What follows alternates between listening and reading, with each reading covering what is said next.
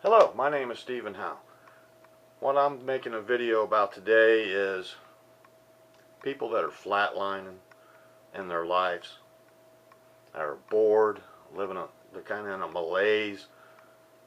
Things aren't just going the way they wanted their life to go, and they just basically giving up on their dreams of being whatever they wanted to be in them dreams. Giving up. Well, I've been where you're at since basically 1998 until just about a year ago. I created some obstacles for myself. Some things happened in my life that were kind of devastating. Shook my core. Just shook it all real deep. Made some mistakes, like all of us do, because nobody's perfect. And this video is on how to start to remake that dream, so you can dream again and be whoever you want to be. So I'm going to go over this a little bit, give you a little bit about my life, because I don't know you. I don't know what you've been through. So I'm just going to make this video to show you what I've been through, and maybe you can take a little bit of inspiration that you can remake your dreams. You can't change your life. You can't forget your past. Now, I know a lot of the bigwigs that you see out there in the video world or on TV, or you read it in a newspaper, magazine, saying, put your life in the past. Put your past life in the past. Forget about it, move forward. You can't change it, just move forward. Well, so I'm in this video talking about how to remake your life, because I believe that you can't change who you are, because you are what you are. Your past is what you are today. So I'm going to be talking about things, how to remake yourself. Now, I do agree with a lot of people that you read and hear about that say, your past is your past, today is today, and your future is ahead of you. I agree 98% with that.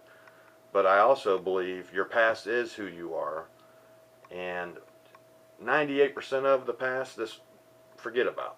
But I want you to keep 2% of your past, especially if it's the thing that's keeping you from attaining whatever dreams you have or wherever you want to move in life.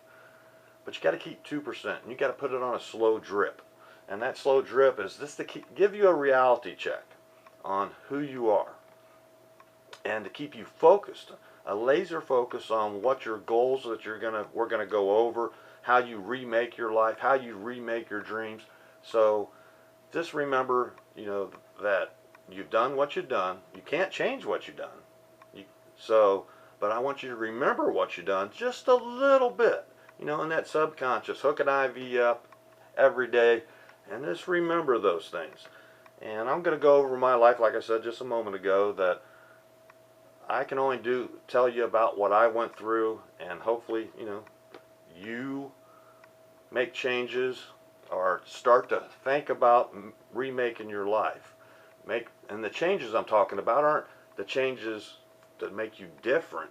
It's just to start making positive change in your life with different things that you can do. So here we go. This is my life.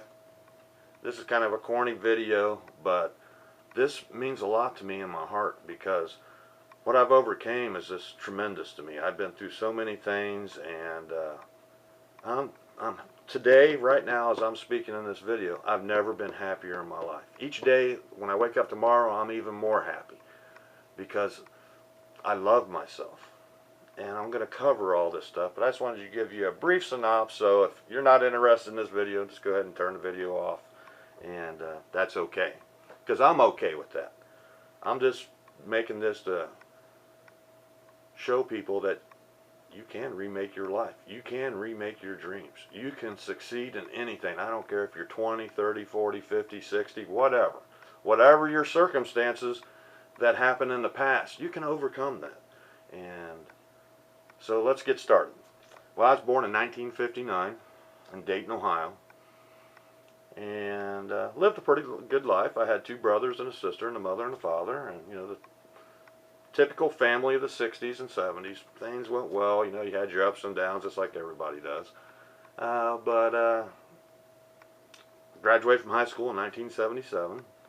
Decided to go into the U.S. Army. I went the day after I got my diploma, and the next morning I was on the bus to Fort Knox, Kentucky for boot camp. And that was fun. A little snippet about that is when we got off the buses in the movie Stripes with Bill Murray and John Candy and all the characters that were in that movie, where they got off on the bus in Stripes is exactly where I got off the bus in at Fort Knox. Went through boot camp. That was wild. That was a lot of fun. Uh, it was going from just living a regular life to that was, you know, what a change. And then I went to Fort Knox, Kentucky right after that, got on a bus, went down to not Fort Knox, but Fort Benning, Georgia for infantry school. I signed up to be an airborne infantryman, paratrooper. And I did my 8 weeks of advanced training for becoming an infantryman. Then right after that, at Fort Benning, I went to jump school. It was a exciting 3 weeks.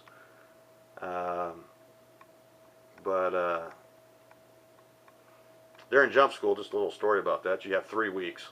You got ground week, tower week, that's where they drop you from 250-foot towers so you can practice how to maneuver your chute for landing and everything. And then the 3rd week is jump week. You make 5 jumps. And I've never been on an airplane in my life. Still don't understand why I wanted to be a paratrooper, but that's something I wanted to do, so I did it. And made my 5 jumps. But my first jump was kind of exciting because I never walked on a plane until I walked onto that plane to jump out of it. And it was a C-141 jet cargo plane. And I was the last person in the line. I was thinking, well, that's cool. I can, you know, the other guys are going to jump and I get a little bit more time to think of it. But I didn't realize the first person would be all the way up by the pilots and the last person would be by the door we jump out, which was me. So I was the first student out on the jump. And then on a C-141, you don't have to jump out. It just sucks you out. If you're in a prop plane like a C-130, you got to jump out so far or you're going to hit the back of the plane. But in the C-141 with the jet, you just kind of stick your feet out and it sucks you right out. And then made my jump, made all 5 jumps, graduated, did real well. I graduated with honors in the class that I was participating with. And so they rewarded me by sending me back to Dayton for recruiter's aid duty for 90 days. And it was kind of funny. Like I said, I made 5 jumps in an airplane. So I had to go to the Columbus airport Columbus, Georgia airport by Fort Benning, Georgia, and got on the plane and was going to fly to Atlanta and then was going to fly to Cincinnati and then Dayton. But the funny part that happened, and it still cracks me up to today, is I was sitting next to 2 older ladies, and as we take off from Columbus, Georgia, we was going to land in Atlanta. It was like a 20-minute airplane ride, I think. I can't remember, so long ago. But anyways, as they told us to fasten our seatbelts, we're getting ready to land in Atlanta, I looked over at 2 ladies. I said, wow, this is the 6th time I've been on an airplane, but I've never landed in one. This ought to be pretty neat. And they was like, wow. You know, it was just kind of funny. But anywho, got out of the Army, got married, had children. I got a daughter and a son. They're just awesome. And things didn't work out, so I was, you know, got divorced, and my son, you know, he was growing up, and that's when I started having a little bit of doubt about myself, because I didn't think that I was a good father because I wasn't a full-time dad. So I always tried to just love him to death, get him anything he wanted, do anything I could for my children. I mean, that's my mindset. Do whatever it takes. My children are going to have good lives. You know, I'm not a full-time dad, but I'm going to make it work. And then in 1998, I was working in a wheelchair company. I used to design wheelchair seating for about 15 years. And I was out on a call, and I got a page from my office. Back then, we didn't have cell phones. So I had to go to a phone booth, and I called and said, your mom called and said your dad was golfing, and he was having troubles breathing, and they took him to the hospital, right by where, you know, you are.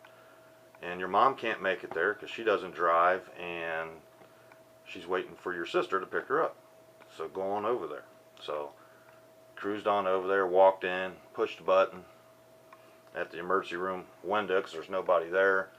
And a lady came up and said, can I help you? And I said, yes, my father was at a golf course and they brought him here and I just want to check on him. His name's Ralph Howe. And she goes, we're in the middle of an emergency right now. Just give me a few minutes and I'll come get you. Well, so I go outside because the waiting room was full, and I was just kind of walking around, just thinking about things, not thinking about nothing, really.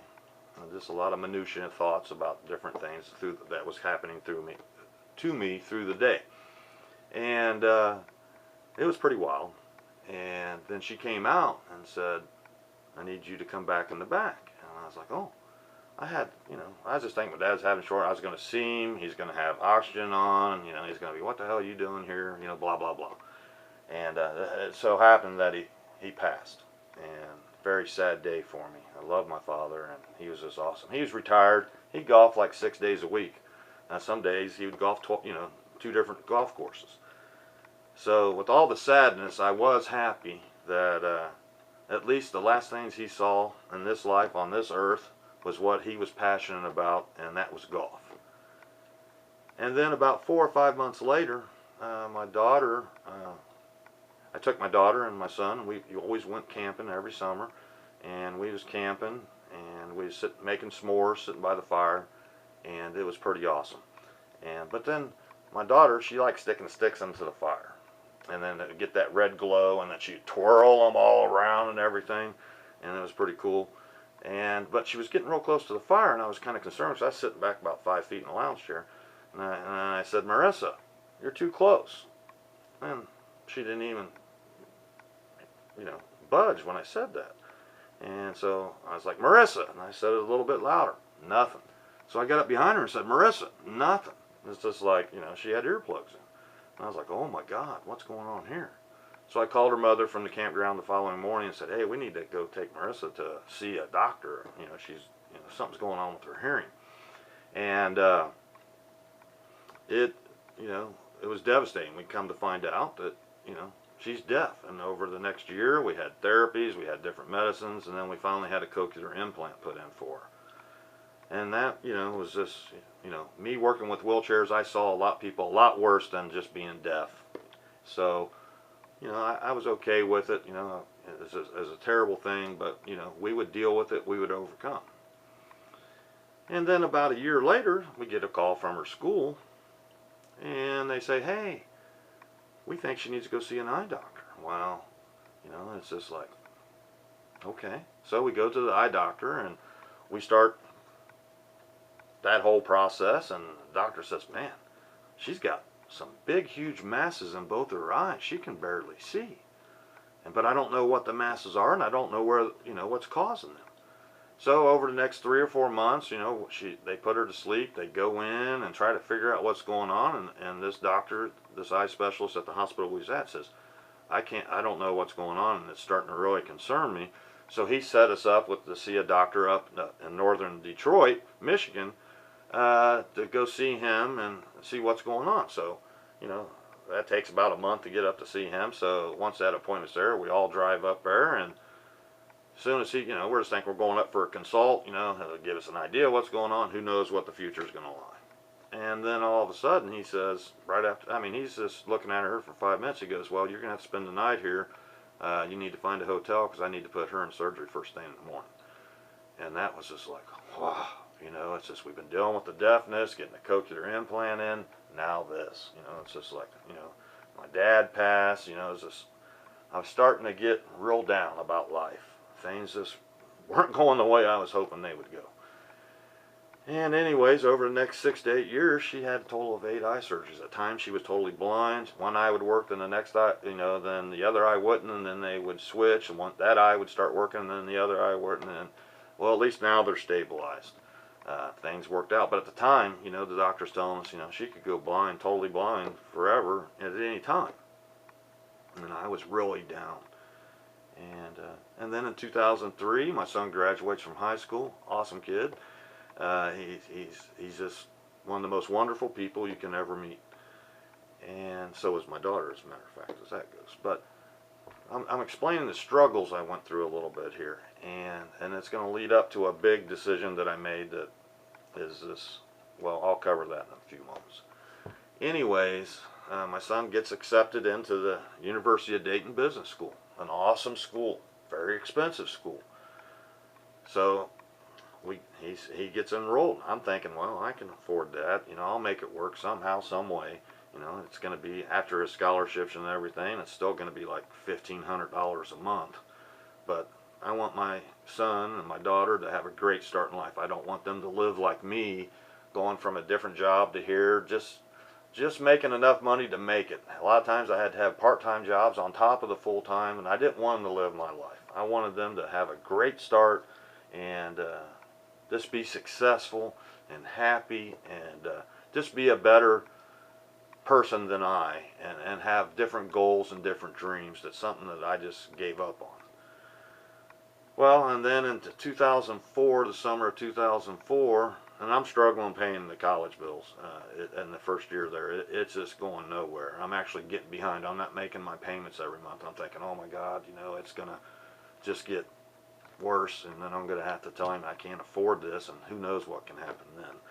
And he was doing so well in school. He was meeting so many different people. He was networking with people, and just a totally different class of people than he grew up with. And that's what I really wanted. And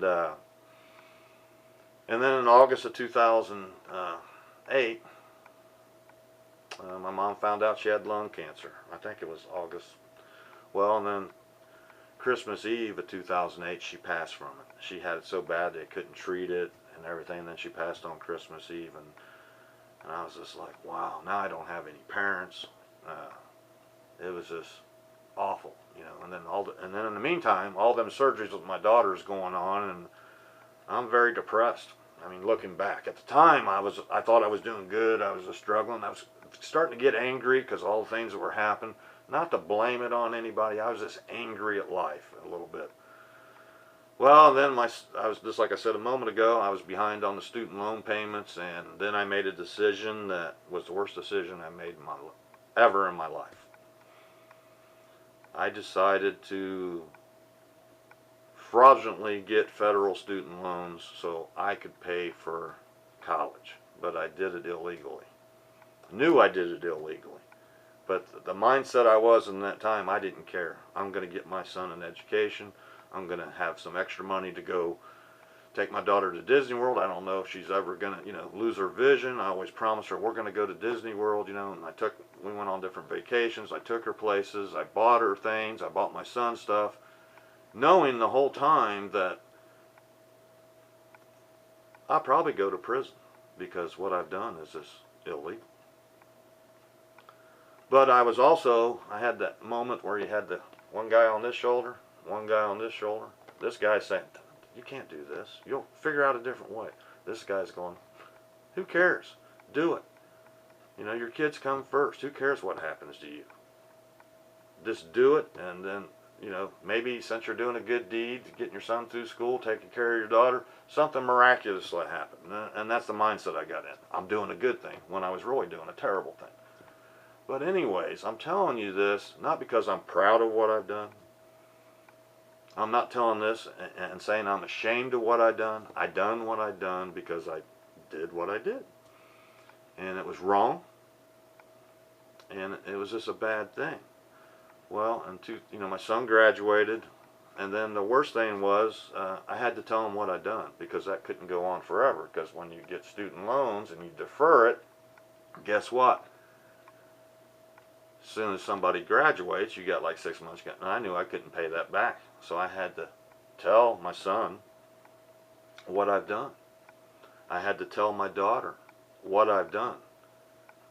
And that was the hardest thing I've ever had to do, because I had to tell them that I stole something that wasn't mine. Nobody knew what I was doing.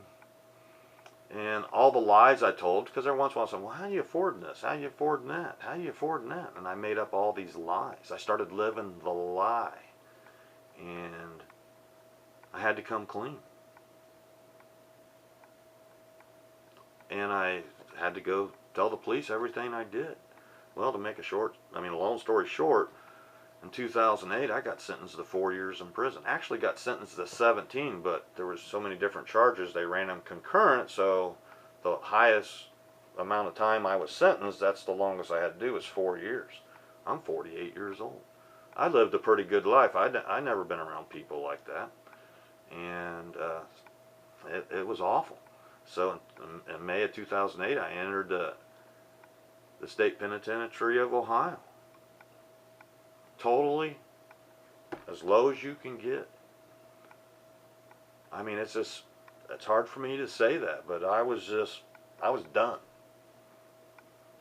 I thought, my life is over.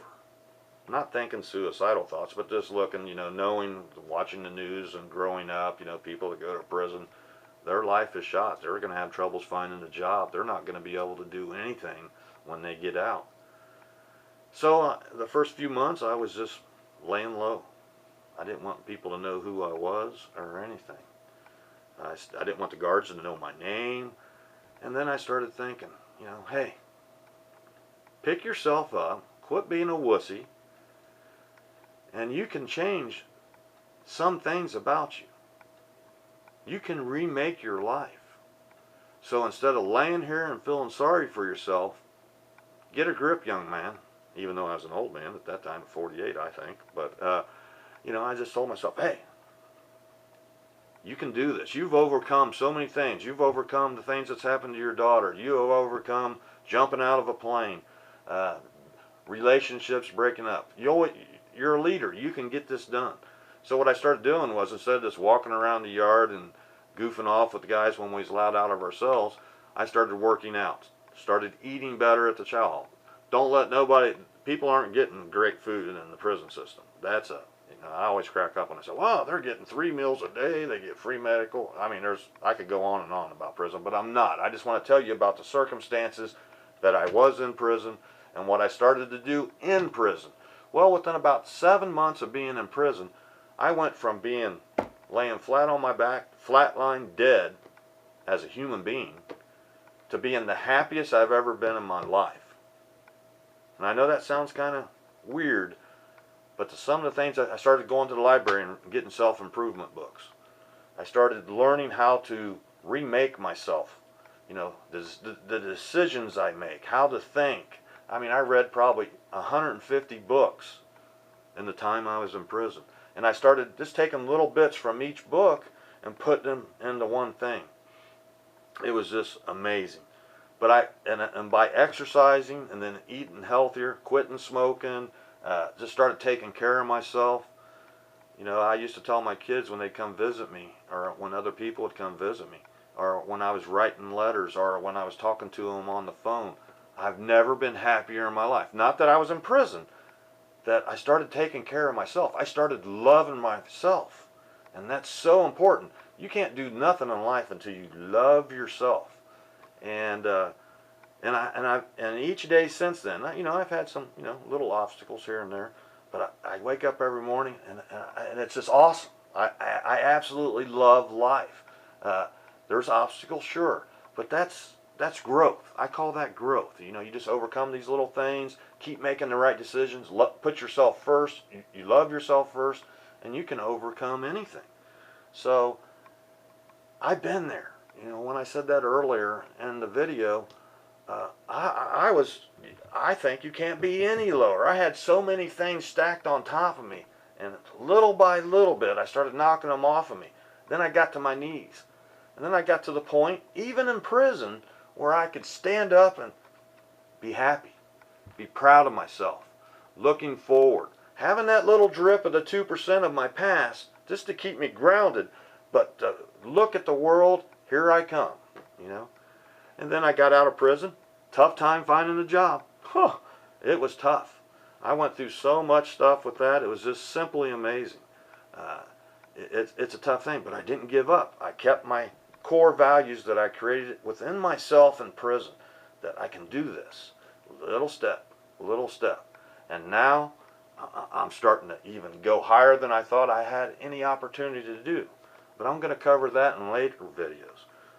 But what I want to go by right now is just to give you a little bit of things that I did in prison. Just one little thing. And I'm sorry this has taken so long, but I wanted to cover that, and I'm not going to go back to that. I might refer to that time period as the dark time in the future of the videos I'm going to do to help you decide. Can you get up from all that clutter that's on top of you? All them rocks, all them obstacles. And I say, yes, you can. But the rules I started in prison, they're simple. They're, just like I said, they're little snippets. And what I need you to do, it's just so important, either on your computer, a little steno pad, journal, diary, whatever, or on a blank piece of paper. I got some rules that I started with myself. I call it the Steve's 5-step rules, and I used to show other inmates this. And I watched them transform before, while I was in there. And rule number 1, you got to learn to love yourself. It's so important. And when I was in that dark time, I wanted everybody to love me. I loved everybody else, but I never loved myself because I didn't care about myself. I didn't realize by me going to prison how much really that hurt my children, hurt my family, my friends, because I didn't care about that part of it. I thought I was doing everything for everybody else, but that ain't what they wanted. They just wanted me to love them and be happy. But I never loved myself. So that's rule number 1. You must love yourself. Learn how to do that. Appreciate yourself. Appreciate where you can go. Remember in the past, that's that little 2%, but you got to love yourself first of all. And then the second thing you got to do, and it's almost the same as step 1, or rule 1 as I call it, but you must forgive yourself. But you can love yourself, start to love yourself, and part of that is you got to forgive yourself for whatever created a dark area or whatever. No matter how simple the mistake is, you got to forgive it and say, that's okay. Let's move on. And then this rule number 3 is you must leave the past in the past. Like I said, I agree with that, but only 98%. You got to keep that 2%. You got to have that hooked up like an IV. A virtual IV just stuck in you so you can ground yourself. So when you're making decisions, you do remember that decision for whatever that created for you. And then you got to develop a life plan. And there's 3 parts to the life plan.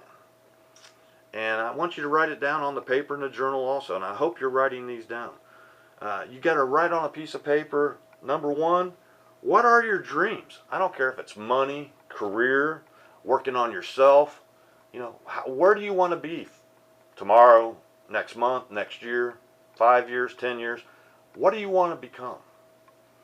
And then number 2 on that is what is holding you back? What's laying on top of you? Because you got to identify things for you to knock them off. Because if you just say, I'm just going to stand up and throw them all off, well, you're not working up here. Because you got to work up here. So you got to identify what's holding you back from being who you want to be or where you want to be or whatever your dream is. And then number 3, what steps will make those struggles, obstacles, bricks, whatever on top that's stopping those dreams, what steps can you take at the time you're thinking right now? That's going to always evolve. It's always going to change. So what steps are you going to take to start knocking off this one, so you can start to get on your knees and then stand up and then start to really move.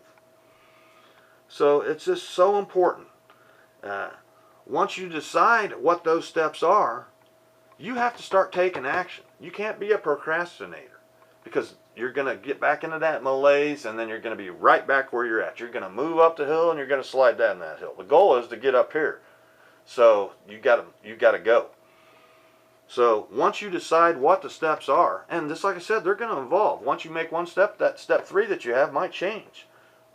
So you got to take action, no matter what it is. If you want to be, if it's career oriented, if it's financial oriented, whatever the orientation is, you got to start taking action. You can't procrastinate. And then I have a little thing that I used to say. It's a saying, not a thing. And I apologize for that, but that's okay. It's a 3-phrase saying that I say to myself every day. And it goes back to taking action. If you think it with the 2% drip in your brain, and then you believe it in your heart it is the correct action to take, you take it into your heart. It's think it, believe it, then whatever that it is for you, it will happen. Trust me. But you got to stay focused. I say that to myself many times. If it's just trying to read a book to figure it out, I think about the book, I start to bring it into my heart, and then I start to apply it to my life. So think it, believe it, and it will happen. And that's all this video is going to be. I'm sorry it takes so long. The next videos will probably be in a 10-minute version, but this was just a lot to cover in the first video. The next videos will be choices I made to remake my life, to remake my dreams. Now, everybody's going to have different things, but all I can focus on is what I done, and I just hope that somebody out there, this starts to make a little sense to, and that they start applying. Everybody's circumstances are different, but I hope some of the decisions I make, that you might make a little different position, but the format, you're going to do the same thing, because you can overcome all these things that you feel about yourself, being depressed, whatever you are. Like I said, I'm not a doctor, I'm not a professional at any of this stuff. These are just things I've worked through my life, and I just want to share that with you, because if I can just, like I said earlier, help one person, then that's good for my karma, and that makes me feel good, because there's a lot of people walking around that are dead in the eyes, have no dreams, just in a malaise, and it's just sad to me. And I want to try to start bringing people up as much as I can, and now with the technology of today, I can make this YouTube video and go over my life and start to show you the changes I make. And that's what the next videos, the decisions I've made, I'm going to show you what I've done and where I'm at, and it's just exciting to be able to do this. I hope that you like this.